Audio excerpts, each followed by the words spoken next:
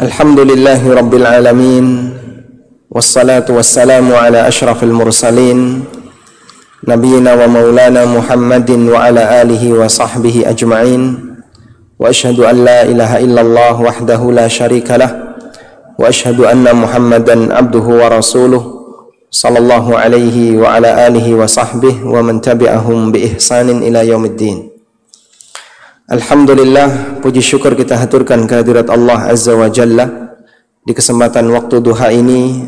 Dengan kemudahan yang Allah berikan kepada kita semuanya, kita bisa berkumpul dalam rangka belajar, mengambil tema yang disampaikan oleh panitia menjadi wanita pilihan. Dan kajian khusus ummahat ini pernah dilakukan oleh Rasulullah sallallahu alaihi wasallam. Ada beberapa sahabiat yang datang kepada Nabi sallallahu alaihi wasallam dan meminta waktu khusus dari beliau. Kemudian beliau menyanggupi di satu hari tertentu dan dilaksanakanlah kajian khusus ummahat. Dan terkadang beliau sallallahu alaihi wasallam menyampaikan materi yang khusus bagi wanita. Sebagaimana pada saat beliau menyampaikan khutbah Id di depan, di semua jamaah, di hadapan semua jamaah. Selesai beliau menyampaikan khutbah Id di hadapan semua jamaah, kemudian beliau ke belakang mendekat ke shaf ibu-ibu. Lalu beliau menyampaikan pesan-pesan khusus bagi para ummahat, bagi para ibu-ibu. Demikianlah perhatian Rasulullah sallallahu alaihi wasallam bagi para ummahat yang mereka adalah pendidik-pendidik bagi generasi kaum muslimin. Baik, kita akan belajar tentang bagaimana menjadi wanita ideal menurut Al-Quran dan hadis. Kelihatan tulisannya? Belum? Sudah kelihatan? Kelihatan? Sudah. Tulisannya apa itu? Hah? Baik, sedang diupayakan ya. Kita akan membahas tentang wanita ideal menurut Al-Quran dan hadis Nabi sallallahu alaihi wasallam. Seperti yang kita tahu bahwa setiap manusia itu berinteraksi. Wanita berinteraksi dengan suami, berinteraksi dengan anak, berinteraksi dengan lingkungan, berinteraksi dengan siapa lagi? Dengan kawan, baik dengan teman pengajian, teman kerja, dan yang lainnya. Dan kita diminta sebagai seorang muslim untuk bisa berinteraksi dengan ideal di semuanya, baik ketika berinteraksi dengan suaminya, berinteraksi dengan anaknya, lingkungannya, maupun kawannya. Lebih dari itu, kita adalah seorang hamba. Maka selain berinteraksi dengan makhluk, mereka juga berinteraksi dengan Khalik, Sang Pencipta. Sehingga kita melakukan hablun minallah, menjaga tali Allah. Dan yang kedua, kita juga berinteraksi dengan baik antar sama manusia, menjaga hablun minannas. Baik, bagaimana Al-Quran mengajarkan hal ini? Allah Subhanahu wa ta'ala berfirman di surat An-Nisa ayat 34. Kriteria wanita salihah menurut Al-Quran. Allah berfirman, Ar-rijalu qawwamuna 'alan nisa bima faddalallahu ba'dahum 'ala ba'din wa bima anfaqu min amwalihim. Fas-salihatu qanitatun hafizatun lil ghaibi bima hafizallah.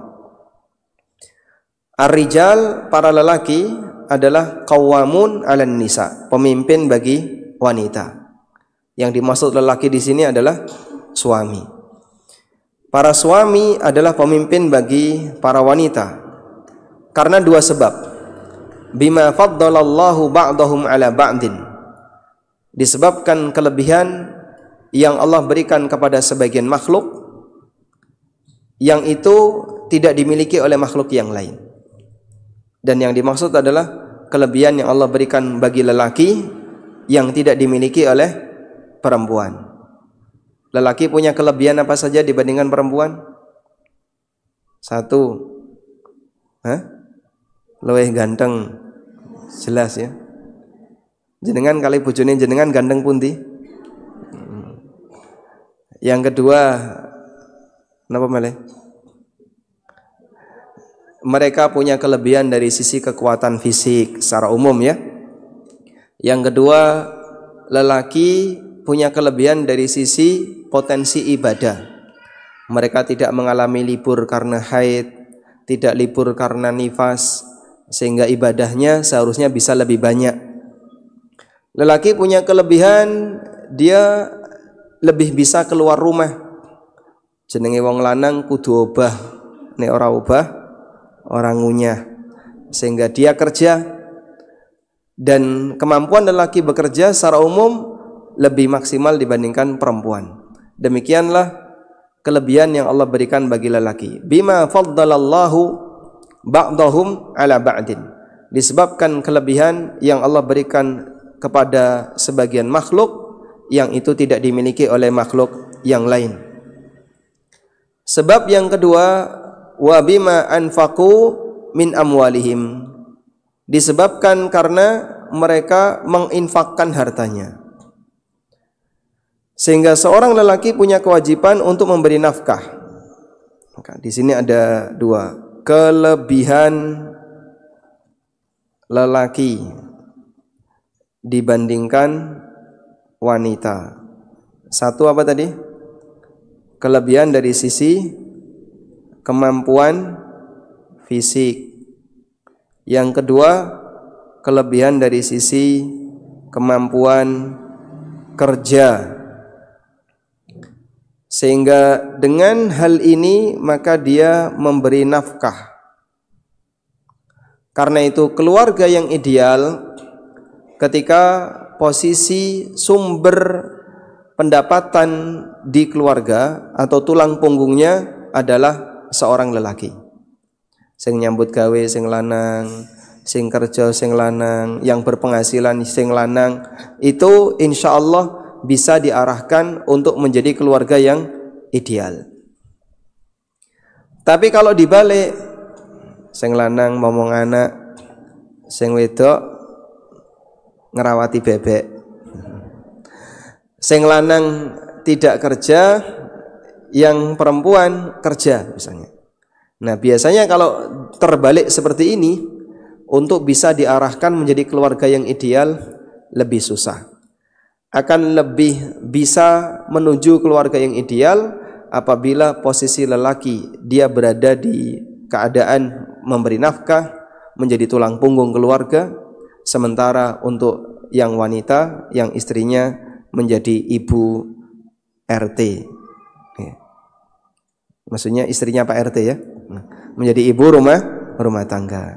Baik, selanjutnya setelah Allah Subhanahu wa taala menjelaskan status lelaki, lalu Allah menyebutkan siapa sih wanita yang ideal itu? Fassalihatu qanitatun. Kelihatan enggak teks ayatnya? Enggak kelihatan. Belum. Hah? Enggak ada. Berarti saya nulis tadi enggak ada ya? Enggak ada. Baik. Nah, baik. Ini aja yang ditampilin ya. Jangan tampilin yang lain. Fassalihatu qanitatun. Maka wanita yang salihah sejatinya adalah wanita yang punya sifat berikut ini. Fassalihat, wanita yang salihah adalah qanitat, wanita yang nurut, wanita yang taat. Yang kedua, hafizat, yang bisa menjaga. Yang pertama apa? Wanita qanitah. Yang kedua, wanita yang bisa menjaga. Lil ghaibi, ketika suaminya tidak ada. Bima hafizallah, apa yang dijaga? sesuatu yang Allah perintahkan untuk dijaga. Wanita salihah berdasarkan ayat ini, surat An-Nisa ayat 34, punya dua kriteria.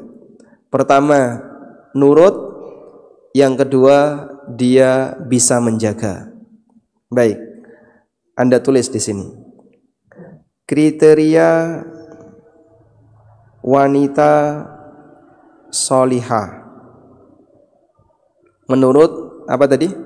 Quran surat An-Nisa ayat 34. Yang pertama, dia wanita yang qanitah. Bukan jenenge qanitah, tapi sifatnya qanitat. Qanitat artinya apa, Pak? Artinya nurut, taat. Taat kepada siapa? Taat kepada Allah dan Rasulnya sallallahu alaihi wasallam. Lalu taat kepada siapa lagi? Taat kepada suaminya. Sehingga ketaatan wanita pasca dia mentaati Allah dan Rasulnya, dia taat kepada suaminya. Lalu taat kepada siapa lagi? Taat kepada orang tuanya. Demikianlah tingkatan ketaatan ketika seorang wanita sudah menjadi istri. Allah dan Rasulnya, suaminya, kemudian orang tuanya. Sehingga kalau misalnya terjadi kondisi yang berbeda, suami ngajak istrinya pindah, kita pindah ke luar kota, tapi orang tua tidak ingin anaknya pindah. Pokoknya kue kudu mati urip manggon gini, aja sampai metu teko omah. Ya. Akhirnya istri dalam posisi dilema, ikut suami berarti keluar daerah, atau ikut orang tua tetap di daerah kelahirannya. Jenengan pilih yang mana? Jika dua orang ini harus mati duluan, siapa yang harus mati duluan? Orang tua atau suami?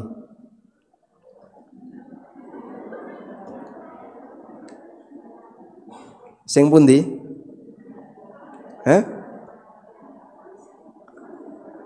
Jika dua orang ini harus mati duluan, jenengan lebih milih yang mana? Sing mati dhisik sing lanang, bojone atau bapaknya? Orang jawab. Nggak bisa jawab. Kalau yang mati bapaknya duluan, Anda nggak bisa ganti bapak kan? Kalau yang mati suami duluan bisa ganti suami nggak? Makanya biarlah yang mati duluan siapa? Buatan? Enggak, Masya Allah. Baik. Secara aturan urutan ketaatan seorang wanita yang sudah jadi istri seperti ini. Oleh karena itu kalau suami menyuruh istrinya melakukan maksiat kepada Allah, boleh dituruti? Enggak boleh. Pokoknya kamu harus tanda tangan. Ini biar cair segera utang dari bank. Nah. Sementara Anda sudah paham kalau ini adalah transaksi riba. Walaupun suami maksa, boleh dituruti? Enggak boleh. Ya, Mas, ini kan bertentangan dengan Al-Quran. Al-Quran melarang riba. Nek aku melu tanda tangan, aku jadi dosa. Tapi wong wedok kan kudu nurut karo sing lanang. La ta'ata li makhluqin fi maksiatil khaliq. Seorang tidak boleh taat kepada makhluk dalam perbuatan yang bermaksiat kepada Khalik. Sehingga kalau istrinya dipaksa suaminya untuk berbuat maksiat, maka istri tidak boleh taat. Sebab kaidahnya innamat ta'atu fil ma'ruf, yang namanya. Sebaliknya ada model wanita nurut nek ana sing lanang. Jadi baik, soleha, ketok apik selama suaminya ada. Tapi ketika suaminya enggak ada, rada miring saidik nggih. Sehingga kadang ya nyuwun sewu duwite ilang ya.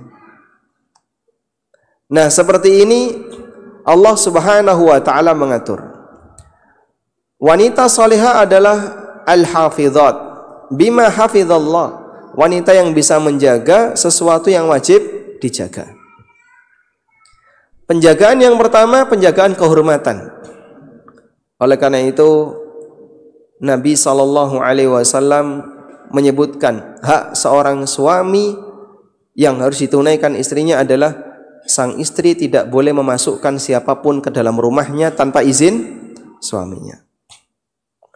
Maka jenengan nek gak ada tamune nggawa wong lanang, sampaikan ke suaminya, Mas, nanti ada ini sama suaminya, boleh masuk enggak?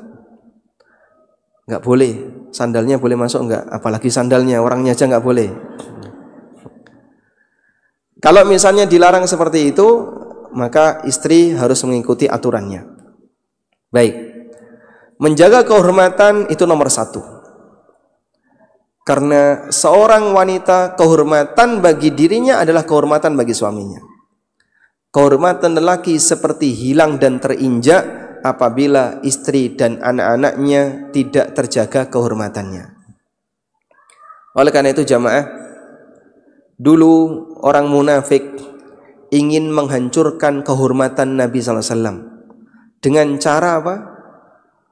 Menyebarkan berita dusta terkait Aisyah radhiyallahu anha. Sehingga Aisyah dituduh berbuat zina. Sasarannya sebenarnya bukan Aisyah. Kepentingan orang munafik bukan Aisyah. Tapi kepentingan orang munafik adalah suaminya Aisyah. Sinten? Rasulullah SAW. Karena kehormatan istri yang rusak itu nanti yang kena adalah suaminya. Bojomu kaya ngono kok, kowe ngisi khutbah gitu. Kan orang kayak gitu. Walaupun bisa jadi sang suami sudah menasihati istrinya, saya sudah ngomong sama istri saya sudah bilang istri saya sudah arahkan, tapi dia masih seperti itu, anak nakal. Meskipun demikian, tetap ketika istri tidak bisa menjaga kehormatan, maka yang kena adalah suaminya. Karena itulah jamaah, tidak ada dalam perjalanan sejarah istri Nabi yang serong, nggak ada. Jadi istri Nabi kok zina, selingkuh, itu nggak ada. Walaupun ada istri Nabi yang tidak mau beriman kepada Nabi, itu ada. Contohnya bojone sinten?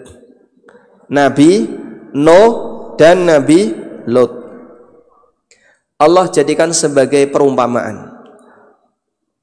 Wa daraballahu lilladzina kafaru imra'ata Nuhin wa imra'ata Lut kanata tahta 'abdaini min 'ibadina salihaini fakhanatahuma falam yughniya 'anhuma minallahi syai'a wa qila dakhulan nar ma'ad dakhilin. Allah memberikan perumpamaan tentang orang kafir kados dene bojone Nuh dan bojone Lut. Orang kafir itu seperti istrinya Nuh dan istrinya Nabi Lut. Kanata tahta abdaini min ibadina salihain. Dua wanita ini menjadi istri dua hambaku yang soleh. Sing lanang soleh tapi nek sing wedok nakal rano pengaruhi. Sing lanang apik tapi ketika istrinya jahat, ya tetap dia akan mendapatkan hukuman. Tidak ada istilah hak prerogatif khusus ini istrinya Nabi malbu swarga karena dia istrinya Nabi. Sebab masing-masing mempertanggungjawabkan apa? Amalnya dan perbuatannya. Oleh karena itu jamaah, dalam posisi walaupun dia istrinya seorang nabi, tapi ketika dia tidak taat kepada Allah, kata Allah, wa qila dukhulan nar ma'ad dakhilin. Dikatakan kepada keduanya, masuklah kalian ke dalam neraka. Dan Allah mengatakan dalam hal ini, la yughni anhuma minallahi syai'a. Posisi suaminya itu sama sekali tidak mengubah hukuman Allah untuknya. Sehingga keberadaan suami yang jadi nabi tidak bisa menghapuskan dosa istrinya yang jahat tadi. Tapi istri dua nabi ini tidak selingkuh. Di zaman Nabi Lut ada kejadian apa? Pelanggaran seksualnya. Di zaman Nabi Lut. Ya? Pelanggaran seksual di zaman Nabi Lut apa? Homo. Pelanggaran seksual di zaman Nabi Lut homo. Sehingga wong lanang hanya mau dengan sesama lelaki. Dan istrinya dia nggak ikut praktek itu, sehingga istrinya nggak lesbi, itu tidak. Maka berkaitan dengan masalah kehormatan seksual, keluarga para nabi itu terjaga. Tapi kalau berkaitan dengan masalah iman, ada di antara keluarga nabi yang tidak beriman. Sehingga lengkaplah keluarga nabi itu. Satu, ada nabi yang istrinya tidak beriman, ada nabi yang anaknya tidak beriman, ada nabi yang orang tuanya, bapaknya tidak beriman, ada nabi yang saudaranya tidak beriman. Lengkap. Di semua nabi itu ada. Berarti Allah Subhanahu wa taala memberikan ujian di tengah orang saleh. Terkadang ada orang dekatnya yang mengkhianati dirinya. Ada nabi yang pamannya tidak beriman. Contohnya siapa? Nabi Muhammad SAW, Abu Talib, Abu Lahab, yang menjadi musuh Rasulullah SAW adalah paman beliau sendiri. Baik, karena itu jamaah yang dimuliakan Allah, dalam hal ini pertama yang harus dijaga oleh wanita adalah menjaga apa tadi? Kehormatan. Itu penjagaan paling puncak. Penjagaan yang kedua, saya tulis di sini ya, bisa menjaga. Yang pertama adalah kehormatan. Penjagaan yang kedua adalah menjaga ibadah. Nah, putus.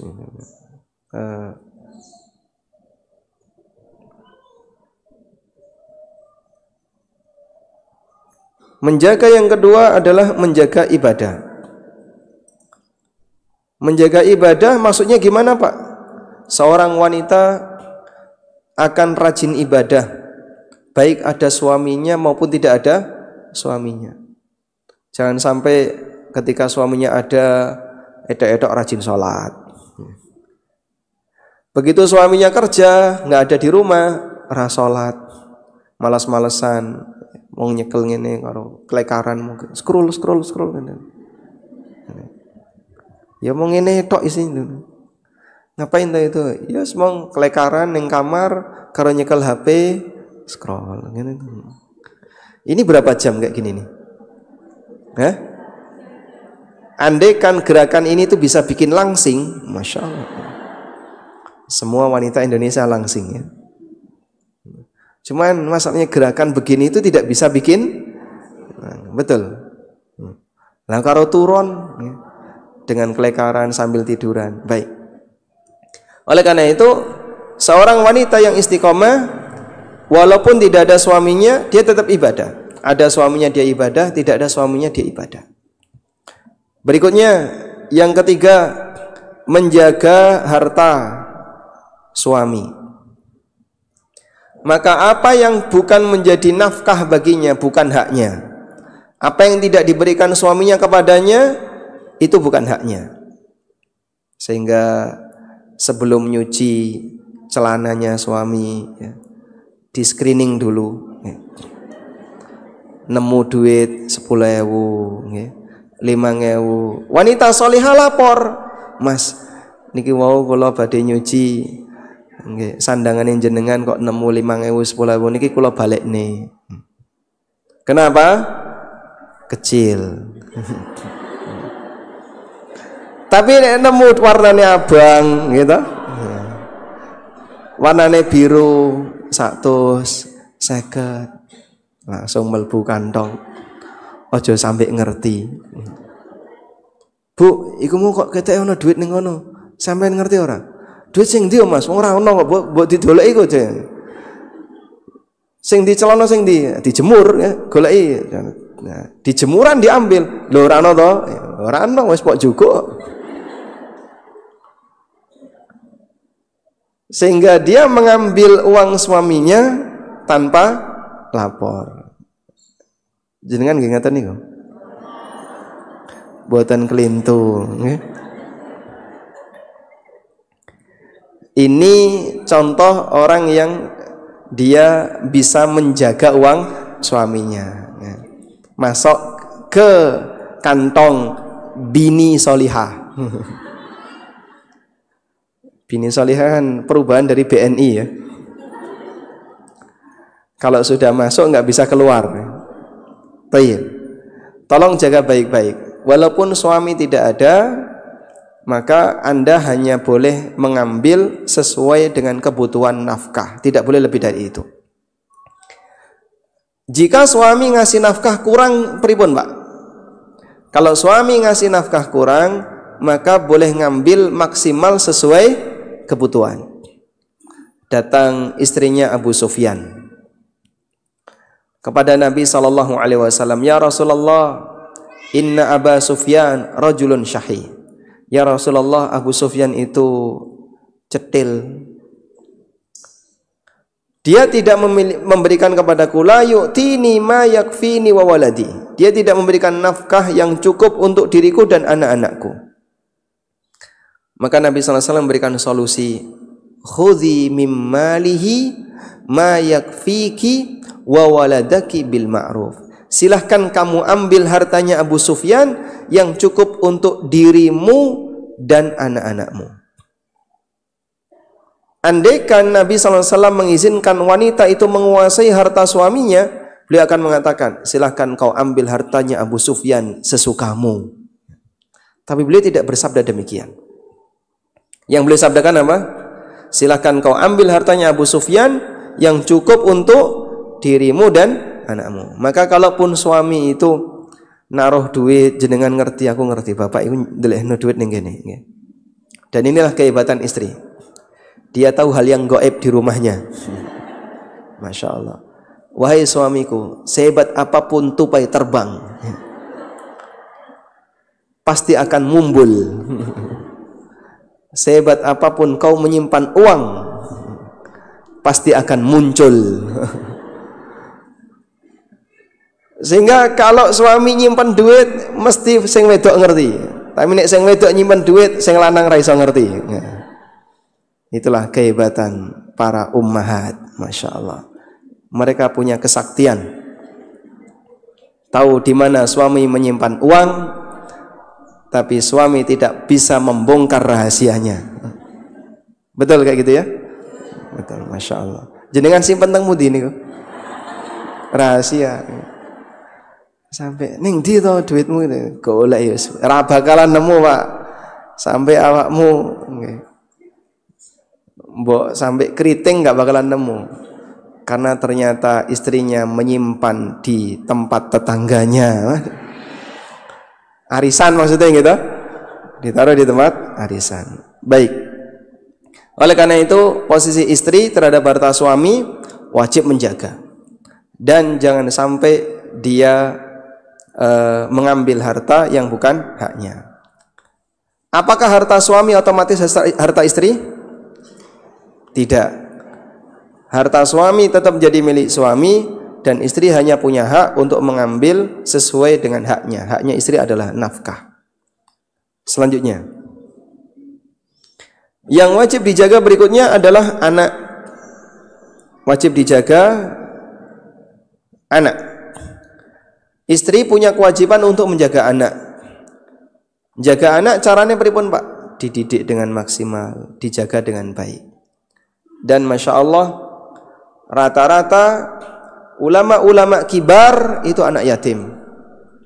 Imam Syafi'i anak yatim, Imam Ahmad anak yatim. Ulama-ulama kibar banyak di antara mereka anak yatim. Imam Malik memang bukan anak yatim, tapi beliau punya semangat untuk belajar karena motivasi dari ibunya. Sehingga ulama-ulama kibar rata-rata mereka adalah orang yang dididik oleh ibunya. Imam Ahmad pernah bercerita pengalaman waktu kecilnya. Ibuku bangun sebelum subuh, kemudian membangunkanku, lalu memandikanku, anaknya dimandikan, kemudian dikasih pakaian yang bagus, lalu menggendongku ke masjid untuk hadir sholat jamaah di situ, karena di masjid itu ada syekh yang ngajar pasca subuh. Jadi pelajarannya disampaikan setelah subuh. Diantarkan oleh ibunya, digendong oleh ibunya. Terus seperti itu, berapa tahun Pak? Wallahu a'lam. Selesai sholat subuh, ditunggu sama ibunya, anaknya sedang belajar sama syekh tadi.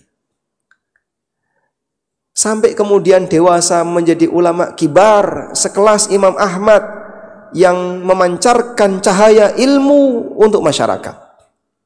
Sehingga kita tahu ya, nama beliau sering disebut ketika kita membawakan sebuah hadis. Hadis ini diriwayatkan oleh Ahmad. Imam Ahmad pernah menyampaikan penjelasan seperti ini dan seterusnya. Jadi ulama besar. Maka terkadang perjuangan yang kelihatannya sederhana Allah abadikan dan jadi berkah sehingga anaknya menjadi orang yang bermanfaat bagi umat. Mungkin yang punya anak, angkat tangan, yang punya anak kecil, SD, yang SD. 1 belakang, 2, Masya Allah, banyak ya, Alhamdulillah. Baik, kita nggak tahu ya, Anda memberikan pendidikan bagi anak, capek ya Pak? Ya capek, namanya juga usaha. Ngurusi anak, didik anak, capek nggak? Capek. Dengan dolanan Shopee lebih capek mana?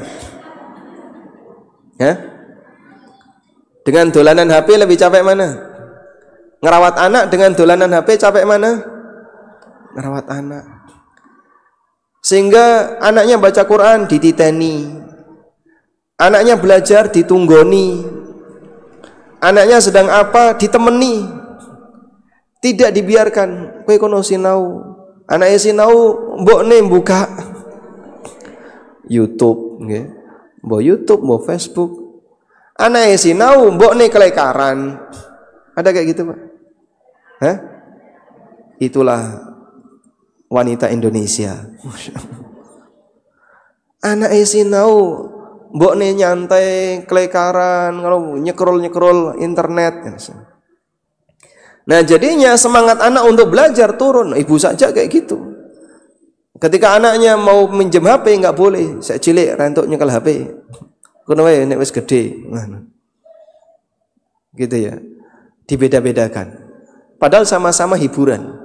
Anaknya mau hiburan nggak boleh. Sing tua hiburan boleh. Padahal yang namanya hiburan itu sebenarnya siapa yang lebih berhak?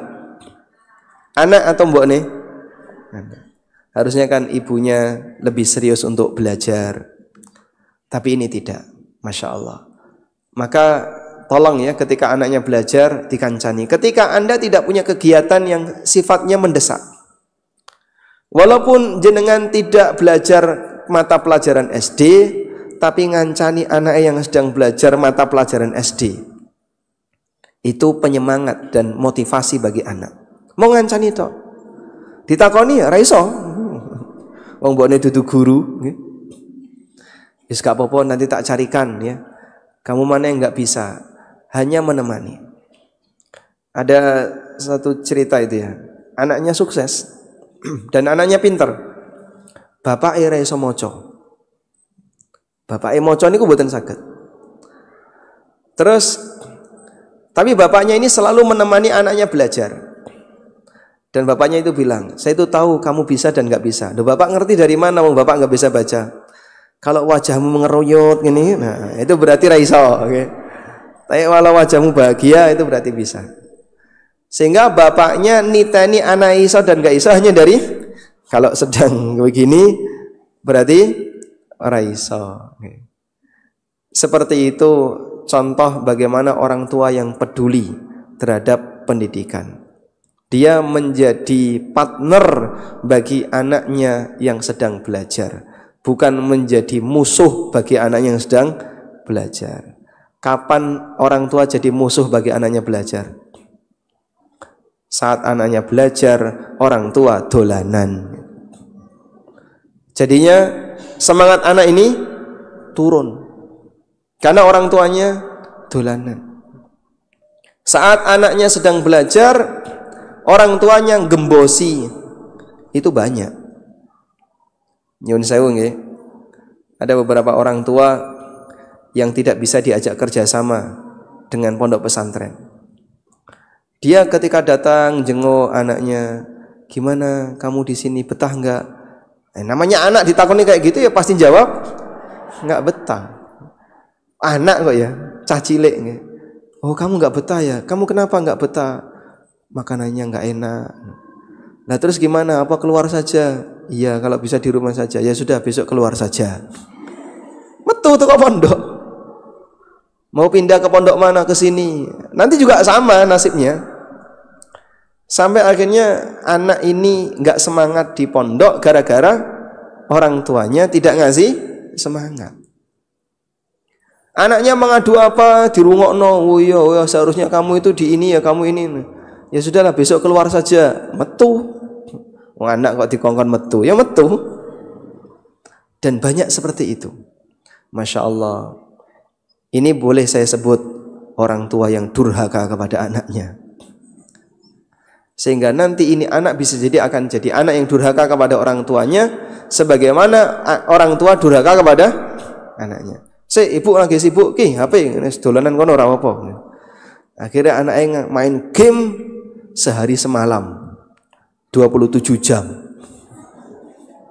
Melebihi 24 jam. Karena kadang seperti itu. Orang tua lebih milih timbangannya kowe ganggu aku, leape tak kai HP sakarepmu. Padahal ini ngerusak pendidikan bagi anak. Akhirnya gimana? Masa depan anak terancam gara-gara orang tuanya seperti ini. Sehingga ada dua model di mana orang tua jadi musuh bagi anaknya ketika belajar. Yang pertama, dia ganggu anaknya belajar. Anaknya sedang belajar, dia dolanan. Yang kedua, dia terlalu menekan anaknya. Nah, makanya kamu itu harus belajar yang rajin. Kudu iso, piye carane pokoknya kudu iso. Nek ora kudu iso. Padahal wong tuane ora iso.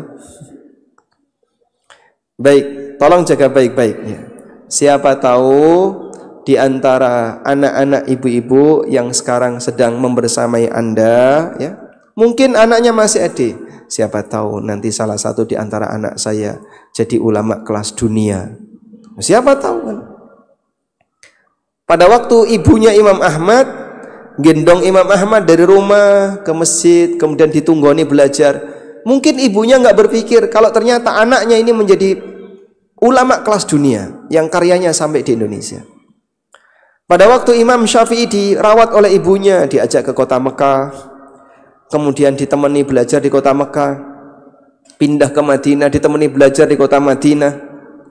Mungkin ibunya Imam Syafi'i, beliau tidak tahu kalau nanti Imam Syafi'i madhabnya akan sampai di Klaten. Madhab Imam Syafi'i ada di Klaten? Ada, sampai di Indonesia. Padahal dulu waktu ibunya Imam Syafi'i ngajari Imam Syafi'i, beliau tidak terfikir kalau anaknya akan menjadi manusia ulama kelas dunia. Maka barangkali ada salah satu di antara anak Anda yang jadi ulama kelas dunia, kita nggak tahu. Sebuah perjuangan yang sederhana jadi besar ketika apa? Diberkahi oleh Allah Subhanahu wa taala. Baik. Selanjutnya, kriteria wanita ideal menurut hadis. Saya ulang hadisnya tadi ya. Hadis dari Abdurrahman bin Auf. Rasulullah sallallahu alaihi wasallam bersabda, "Idza shallatil mar'atu khamsaha wa shamat syahraha wa hafizat farjaha wa ata'at ba'laha dakhalat min ayyi abwabil jannati sya'at." Apabila wanita satu, menjaga salat 5 waktu. 2, menjaga puasa Ramadan. 3, menjaga kehormatan. 4, taat sama suami.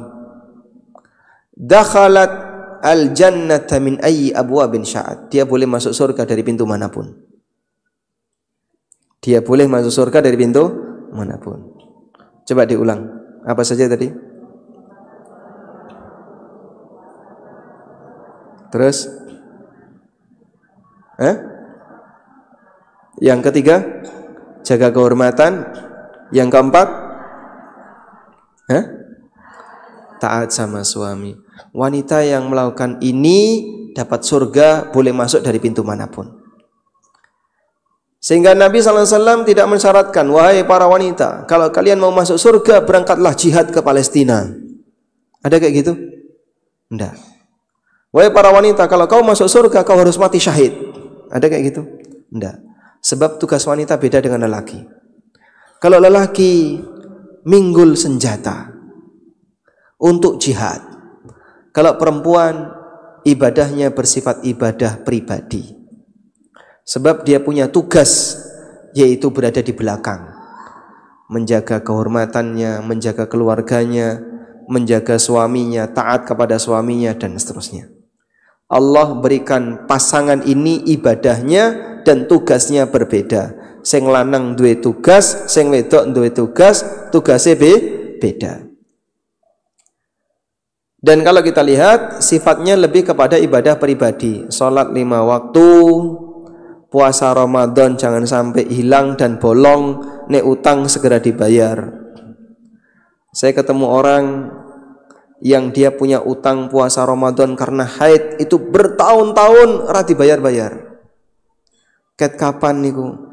Dhisik SMP SMA nakal. Akhirnya ketika haid enggak puasa. Tapi enggak dibayar. Sampai masuk Ramadan berikutnya, nanti haid lagi enggak dibayar, Ramadan berikutnya. Numpuk berapa tahun? Mungkin ada 6-7 tahun. Enggak bayar utang puasa. Terus kalau sebulan biasanya berapa? 7 hari haidnya. Masya Allah. Pitu ping 6. Pinten niku? 32 42 hari. Belum lagi utang puasa tahun ini. Utang puasa tahun ini 7 hari, 49 hari, 40 sekian hari, 50 hari. Mikir jumlahnya wewes wedi. Utang pinten? 42 hari. Kadang yang nifas saja enggak dibayar ya. Nifas sampai sebulan. Pak, kemarin pas saya melahirkan terus menyusui itu selama Ramadan saya enggak puasa. Karena bayi saya baru umur 1 bulan 2 bulan, enggak puasa. Gimana itu Pak? Boleh enggak bayar fidyah? Enggak, harus qadha. Tapi gimana ya? Kalau kodok, ya kodok 1 bulan. Masya Allah 30 hari kodok rano koncone. Poso nek rano koncone gimana? Kesepian. Puasa tanpa teman rasanya lebih berat. Kalau Ramadan kan ringan ya. Kenapa? Temennya banyak. Dan seperti ini yang gagal banyak. Maka perhatikanlah para ummahat, terutama yang masih punya banyak utang puasa Ramadan di masa silam, itu tidak akan hilang sampai dibayarkan. Sehingga harus dibayar dan silahkan diqadha semampunya. Kalau bisa sebelum masuk Ramadan berikutnya. Sampai ada yang punya utang 100 hari. Utang puasa 100 hari niku ngitungnya pripun niku. Kadang puasa Syawal 6 hari aja wis ngos-ngosan. Nggih. Karena puasa sunnah tanpa teman rasanya berat. Wallahu alam. Baik. Selanjutnya, kriteria wanita salihah berikutnya adalah memiliki rasa malu. Sehingga perempuan itu terjaga dengan punya rasa malu yang lebih tinggi daripada lelaki. Allah ceritakan dalam Al-Quran terkait calon istrinya Nabi Musa. Siapa nama istrinya Nabi Musa? Ada yang tahu? Siapa nama istrinya Nabi Musa? Saya juga nggak tahu ya. Dan memang di Quran tidak disebutkan. Baik. Coba kita lihat ini sini. Di surat Al-Qasas mulai ayat 23. Coba kita lihat mulai ayat 23. Walamma warada ma'a Madyana. Kelihatan mushafnya di layar? Kelihatan? Mushaf. Walamma warada ma'a Madyana wajada alaihi ummatan minan nasi yasqun. Ketika Musa mendatangi sumber air di daerah Madyan, beliau menjumpai ada sekelompok orang manusia yang mereka sedang memberi minum ternaknya. Wa wajada min dunihim imra'ataini tazudan. Dan beliau menjumpai di belakang mereka ada dua wanita yang sedang ngantri. Ada dua wanita yang sedang ngantri. Nunggoni, jadi sing lanang don jukuk banyu untuk dikasihkan ke ternaknya, dua wanita di belakang nunggoni. Qala, maka ditanya oleh Nabi Musa, "Ma khatbukuma?" Loh, kenapa kalian kok ada di sini? Qalata, lalu mereka wanita ini mengatakan, "La nasqi hatta yusdirar ri'a." Kami enggak bisa ngasih minum kepada kambing-kambing kami hatta yusdirar ri'a, sampai para gembala-gembala lelaki itu pergi. Sampai para penggembala itu pergi.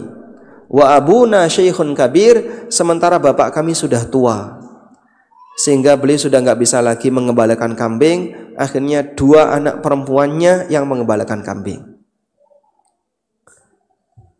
Fasaqalahuma, akhirnya dibantu oleh Nabi Musa.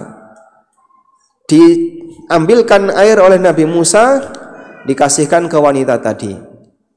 Tsumma tawalla ila dhilli, kemudian setelah itu Nabi Musa menyingkir. Lalu beliau berteduh di bawah teduh pohon. Beliau ini sedang dikejar oleh Fir'aun dan bala tentaranya, keluar dari Mesir menuju ke sebuah kampung dan gak punya kenalan sama sekali.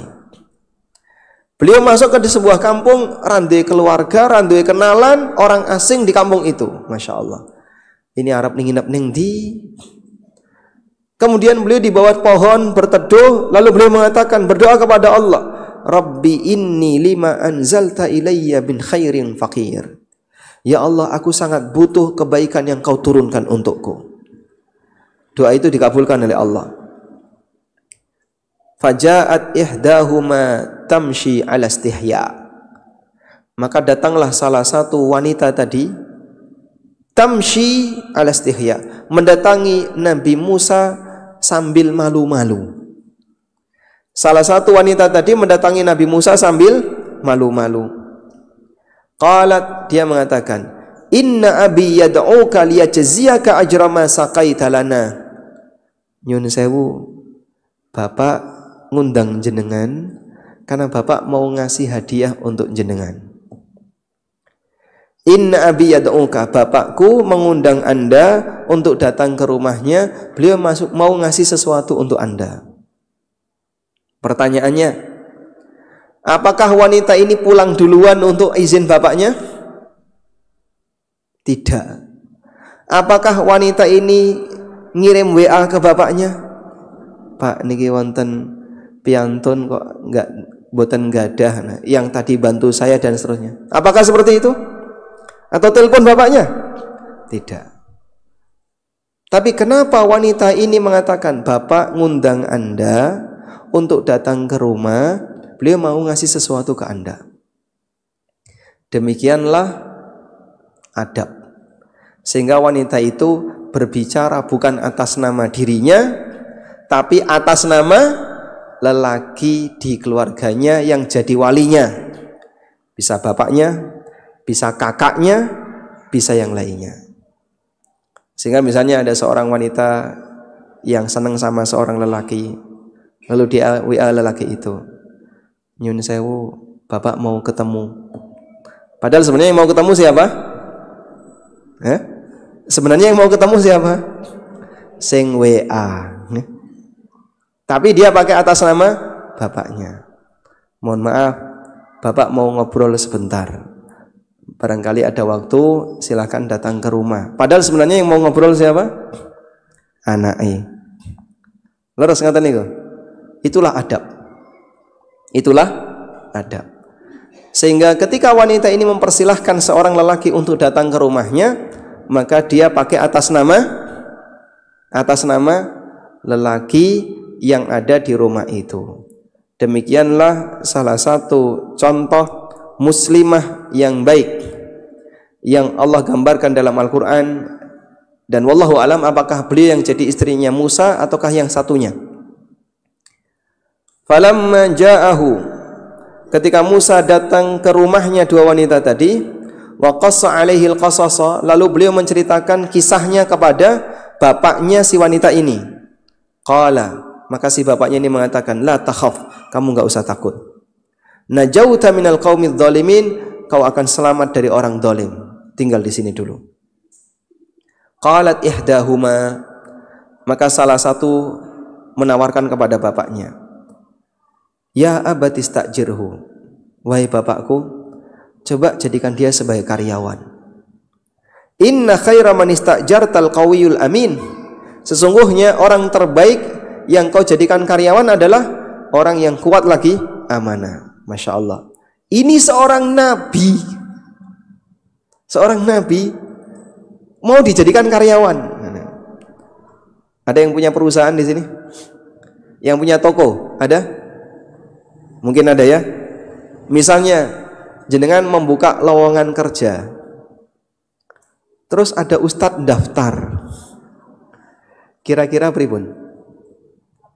Lowongan kerja jadi misalnya pelayan toko, dibutuhkan seorang karyawan lelaki usia sekian untuk jadi karyawan toko. Tiba-tiba utuk ustadz ngelamar kerja. Kira-kira gimana? Ya? Kisinan nggih? Mungkin kita akan merasa malu. Masya Allah, ustadz jenengan mau ngelamar kerja jadi karyawan di toko saya. Pun mboten usah ngelamar kerja, tak pek mantu ae.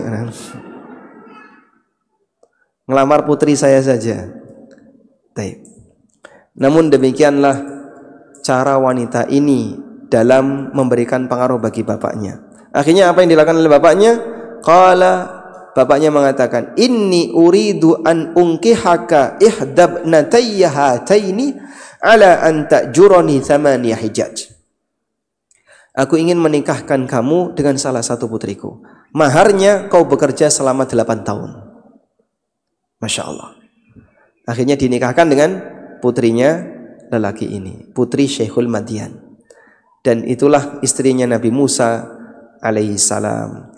Maka dari sini jamaah kita bisa mendapatkan pelajaran bagaimana wanita solehah itu mereka dibungkus tidak hanya oleh bajunya, jilbabnya, tapi dibungkus oleh rasa malunya. Ketinggian rasa malu itulah yang membuat wanita semakin indah, sehingga dia tidak menjadi orang yang misalnya terlalu plak-plek dengan lawan jenis, pergaulan gak dijaga dengan lawan jenis, tapi dia lebih bisa menjaga kehormatan dia dibungkus oleh rasa malunya. Baik, oleh karena itu Anda ajarkan seperti ini ya kepada putri-putrinya.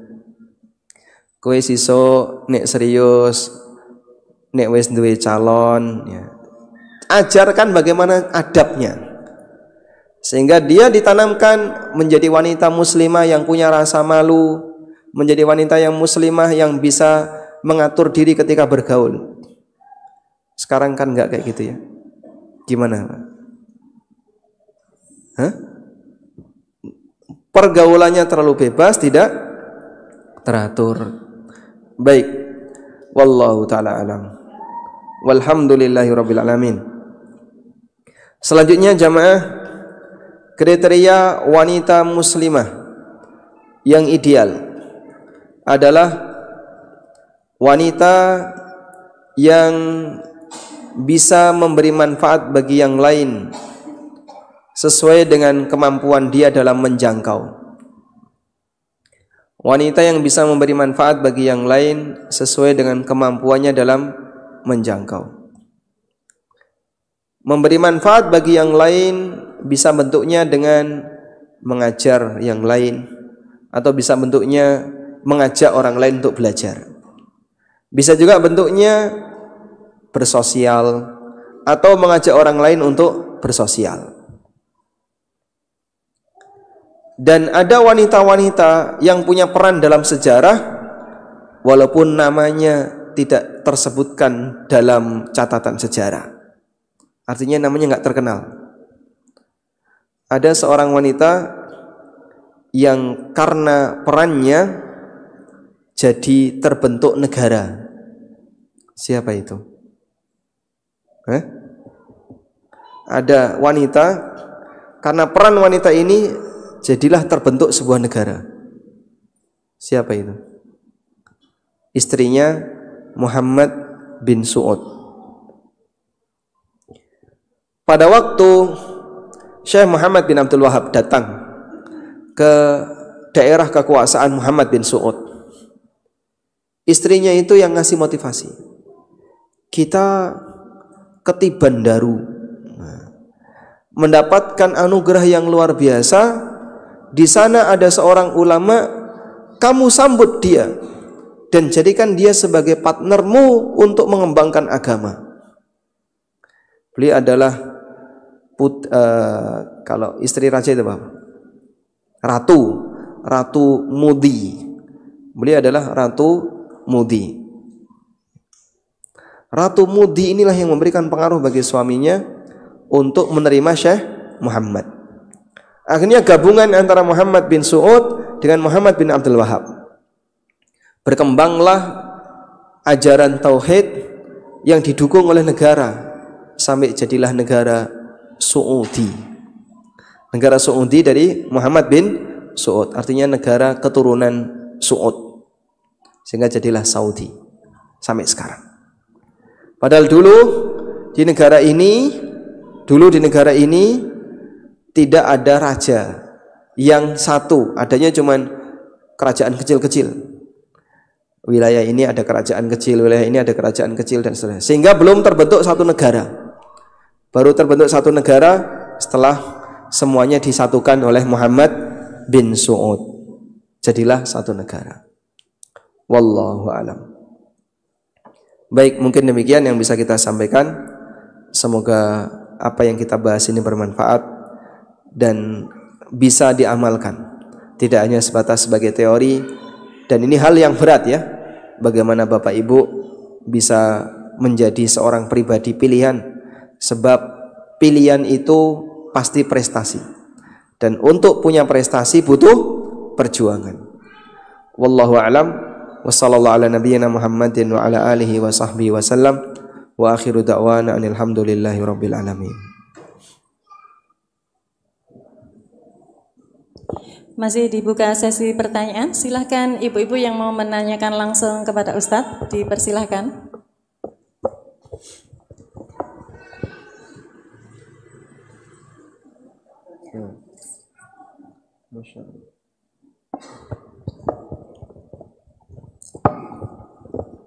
Ya, dipersilakan. Ustadz tanya, ini di luar tema, tapi ini pertanyaan titipan dari salah seorang jamaah. Mau menanyakan, ini Ustadz, mohon maaf ini di Klaten kan ada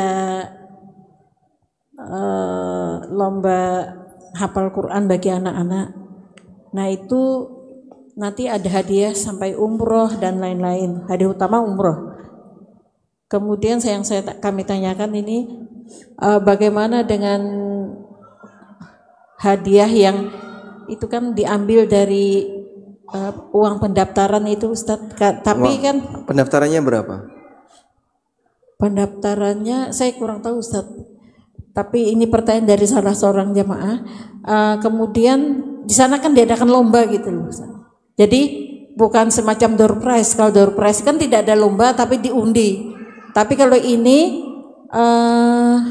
lomba tahfiz Quran gitu loh. Nah itu gimana hukumnya Ustaz? Karena kalau dengan kalau lomba gerak jalan atau apa yang diadakan door prize itu kan biasa, itu kan tidak boleh. Katanya kalau uang hadiahnya diambil dari uang pendaftaran. Nah kalau yang ini bagaimana Ustaz? Mohon. Baik. Ini di luar tema ya. Berarti jawabannya di luar masjid. Oh enggak. Kita coba bahas tentang masalah lomba. Jadi untuk lomba, pertama, kalau lomba itu gratis, jumhur ulama mengatakan hukumnya boleh. Baik lomba urusan agama maupun lomba urusan dunia.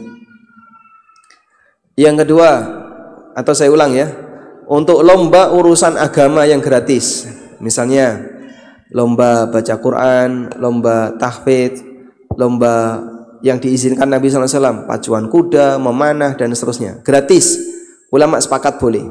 Bahkan Nabi SAW pernah melakukannya. Yang kedua, untuk lomba urusan dunia yang tidak ada hubungannya dengan agama, seperti bal-balan dan seterusnya, gratis. Apakah ini boleh? Ada dua pendapat. Jumhur mengatakan boleh, meskipun dengan syarat tidak boleh sampai berantem, tidak boleh ta'assub dan seterusnya. Syaratnya banyak.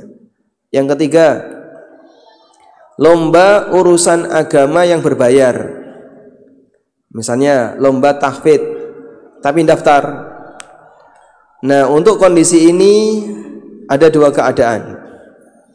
Yang pertama, uang pendaftaran dipakai untuk hadiah. Apakah ini boleh? Wallahu alam. Untuk semua lomba yang tujuannya mendukung agama, hukumnya boleh walaupun ada taruhan. Hukumnya boleh walaupun ada taruhan. Meskipun sebagian ulama, contohnya Malikiyah, mensyaratkan harus ada muhallil.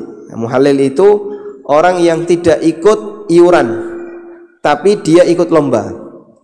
Misal ya, di sini ada 100 jamaah, lalu mereka taruhan, kita taruhan 10.000, lomba menghafal surat Al-Baqarah.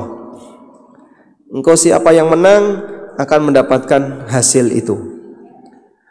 Ini boleh, tapi syaratnya harus ada muhallil. Muhallilnya itu apa? Salah satu peserta diikutkan tanpa bayar, itu namanya muhallil. Kemudian jika hadiahnya bukan dari pendaftaran, insya Allah tidak masalah untuk urusan agama. Berikutnya lomba urusan dunia, lomba bal-balan, lomba enggrang, lomba lari goni dan seterusnya, lomba lari kelereng. Jika ada pendaftaran dilarang karena masuk kategori gharar. Jika hadiahnya dari uang pendaftaran jadinya judi. Itu rincian tentang lomba. Wallahu a'lam.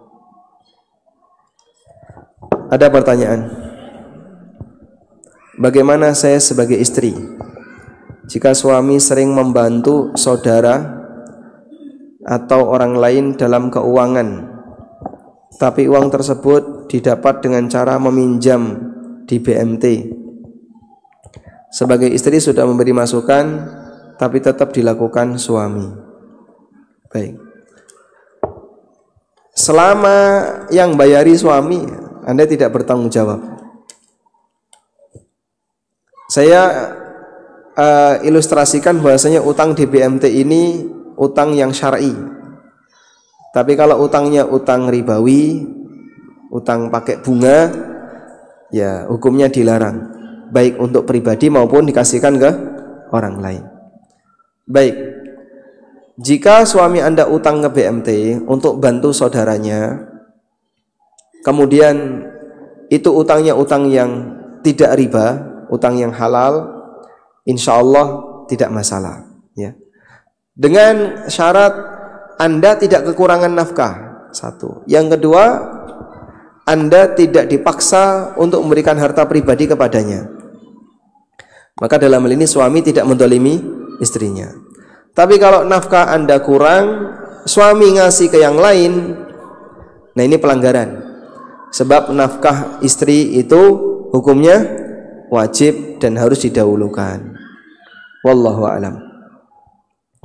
Oleh karena itu dalam hal ini mungkin perlu diberi nasihat, kalau itu utang riba ya jangan dilakukan. Karena utang riba siapapun penerimanya tetap nggak boleh. Bismillah. Ustaz, izin bertanya Ustaz. Ada yang bertanya di bagian belakang, Ustaz. Ya. Nanti kertasnya nggak terbaca ini, banyak sekali. Kita baca kertas dulu ya. Bagaimana cara bertaubat jika wanita yang meninggalkan puasa Ramadan beberapa tahun hingga lupa hitungannya? Nah, kayak ginilah nasibnya ya. Apa tetap dibayar puasanya atau fidyah atau memperbanyak puasa sunnah? Nggak gugur sampai dibayar, itu kata kunci. Kewajiban puasa ini tidak gugur sampai dibayar. Sehingga walaupun sudah berlalu bertahun-tahun, bahkan wis deputu, tapi selama masih mampu puasa harus dibayar, sehingga dikodok. Nek lali pripun Pak? Caranya gini. Coba jenengan eling-eling, kira-kira utang puasanya berapa? Sebutkan angka, tidak kurang dari sekian, tidak lebih dari sekian. Jadi ada batas bawah, ada batas atas. Saya punya utang puasa, ya tidak kurang dari 30 hari, tapi tidak lebih dari 40 hari. Berarti antara 30 sampai 40. Mbah 35 atau 36 atau 37 saya nggak tahu. Yang jelas antara 30 sampai 40.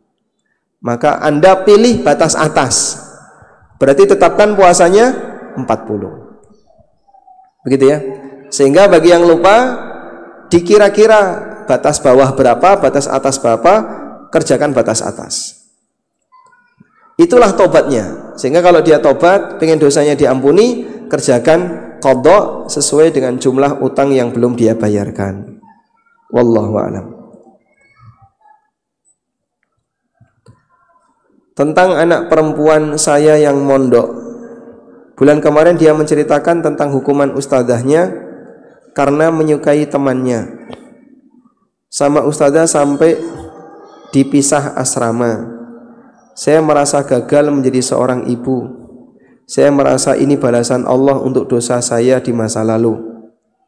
Kemudian ini adiknya juga minta mondok. Jadinya saya takut sendiri.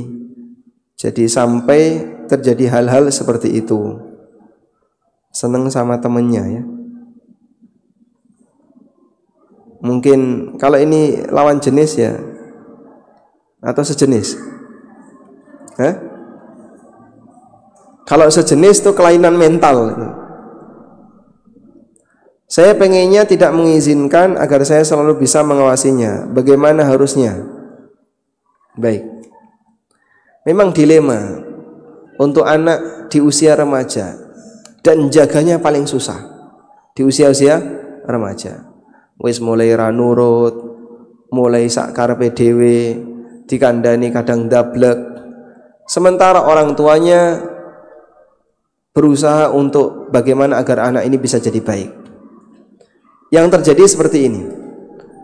Kalau anak ini di rumah, HP itu jadi sasarannya. Dua, nanti bisa jadi dia kenalan dengan teman-temannya lawan jenis. Dan itu lebih susah. Anda tidak mungkin mendampingi anak ini kemanapun. Kadang kan dilepas. Apalagi ketika Anda kerja, Anda keluar, tidak dekat dengan anaknya, sehingga nggak tahu apa yang dia lakukan.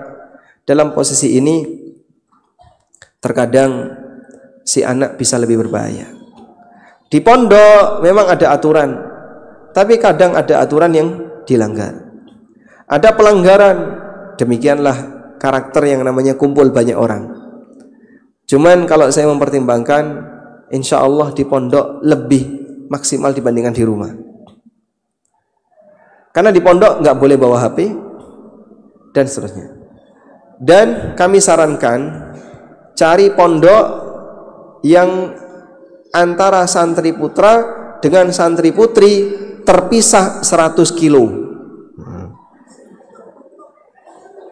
Aman insya Allah. Makanya saya pribadi nggak seneng kalau ada pondok putra putri tonggonan.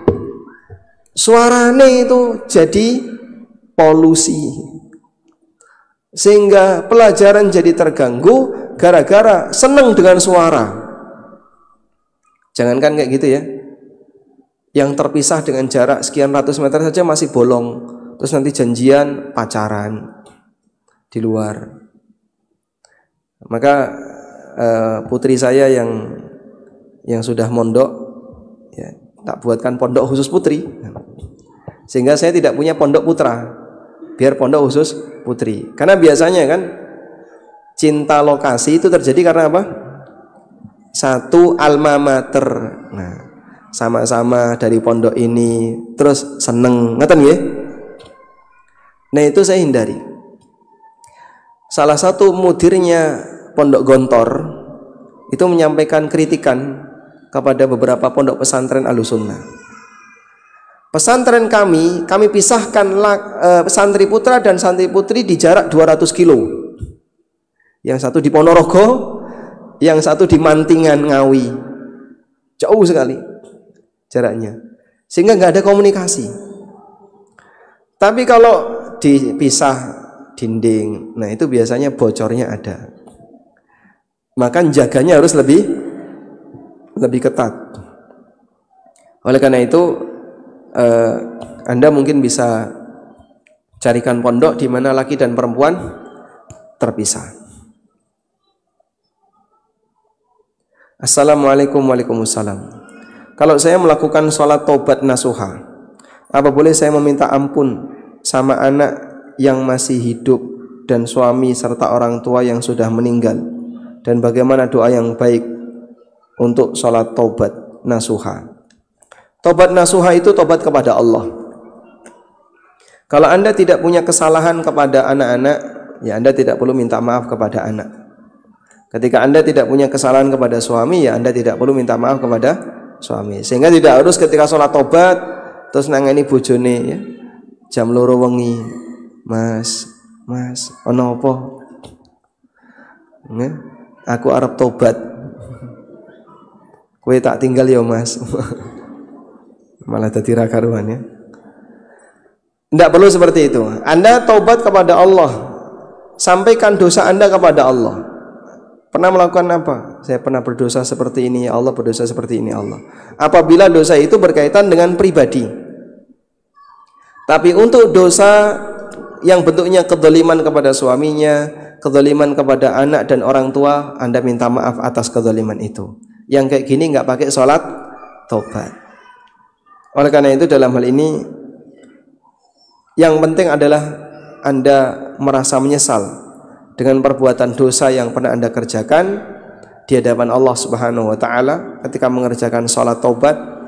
Semoga Allah mengampuni kalau memang serius untuk bertobat. Assalamualaikum. Waalaikumsalam. Suami bukan tipe orang yang suka dikabarin atau mengabarkan, ya. Insyaallah. Berarti bukan wartawan, ya. Dan dia sudah mengizinkan tidak perlu izin tiap keluar rumah. Apa istri tetap berkewajiban mengabarkan atau memberitahu setiap pergi? Pada asalnya kalau sudah ada izin umum, ya insya Allah tidak masalah. Pokoknya kamu kalau mau keluar rumah gak usah izin. Mau minggat ya sakarepmu. Gue tak golek meneh. Ya, kalau seperti ini Anda izin akan lebih baik. Sehingga setiap keluar rumah ya paling WA. Izin ya mau ke pasar. Pasar mana? Klewer. Wah, domen tuh. Klaten kok tekan pasar Klewer. Lha arep golek bawang kok.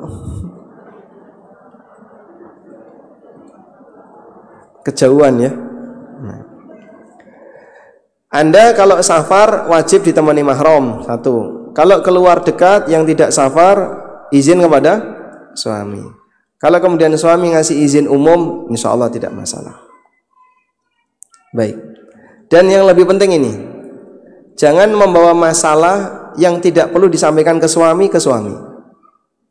Misalnya ya, yang masjid seperti ini, jenengan ngaji, ketemu koncone, terus nyelekit, kena celekit oleh temannya. Mulai terus ngomong sing lanang melu lara hati. Akhirnya suaminya ikut sakit hati ketularan istrinya. Gara-gara istrinya cerita. Andai kan jenengan tidak cerita, suami Anda tidak sakit hati. Nah, suami ini ra trimo nesu-nesu, ngluruk sing lanang bojone kae. Terus padu. Nah, ini adu domba. Nggak boleh. Maka sebaiknya Anda nggak usah cerita ya. Dah, kalaupun Anda merasa sakit hati, cerkitnya sudah biarkan aja. Selesai. Insya Allah dalam rangka untuk menjaga kesarasan suami. Suami juga gitu, punya masalah di kantor, wis rasa kondong-kondong sing wedok. Sehingga suami punya pesan ya, punya moto ya. Kamu nggak usah tahu masalahku di dunia kerjaku. Yang penting kau tahu aku pulang bawa uang. Nah. Baik. Nah, tidak harus ya semua masalah yang dimiliki oleh suami diceritakan ke istrinya dan sebaliknya. Kalau bisa diselesaikan sendiri, selesaikan sendiri agar tidak menularkan kesedihan ke orang lain. Assalamualaikum warahmatullahi wabarakatuh. Waalaikumsalam warahmatullahi wabarakatuh. Bagaimana caranya benar-benar bisa menjadi wanita dan istri yang nurut kepada suami? Ya caranya nurut. Bagaimana caranya ya?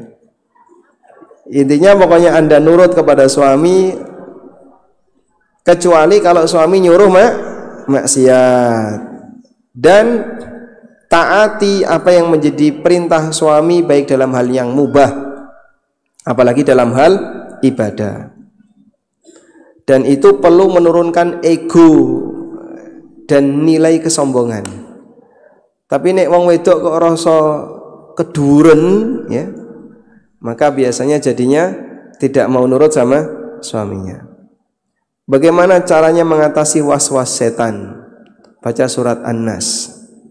Min syarril waswasil khannas alladzi yuwaswisu fi sudurin nas minal jinnati wan nas. Setelah itu jangan digubris.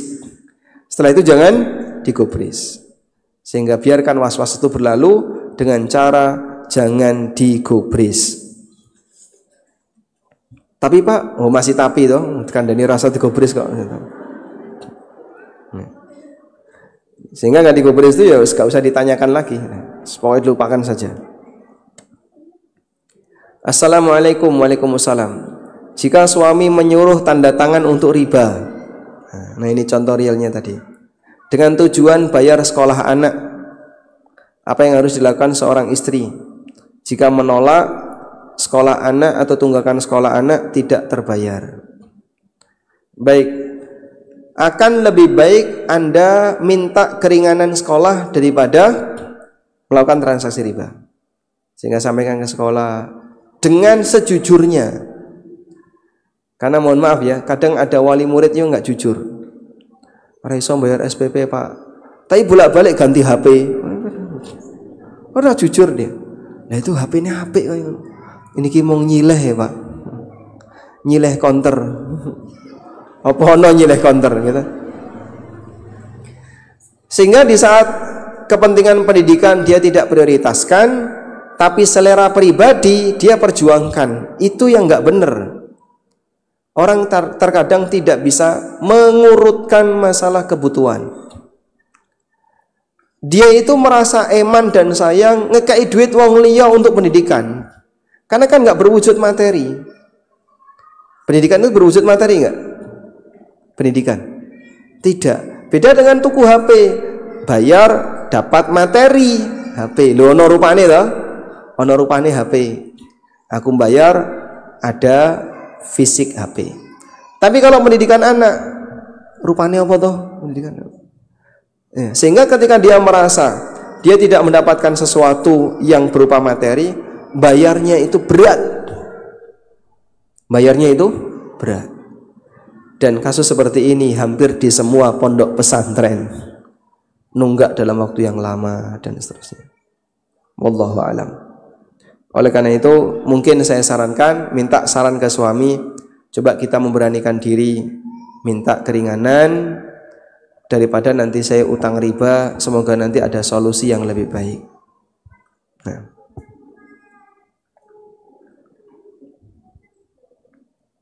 Assalamualaikum. Waalaikumsalam. Bagaimana cara menjaga rasa malu di tempat magang? Saya bingung harus gimana karena teman magang dari kampus Ikhwan dan dia pernah juga menyatakan perasaannya di awal semester dan saya tolak. Ini perasaan apa maksudnya? Perasaan kan banyak ya. Pengen makan durian ini juga perasaan ya.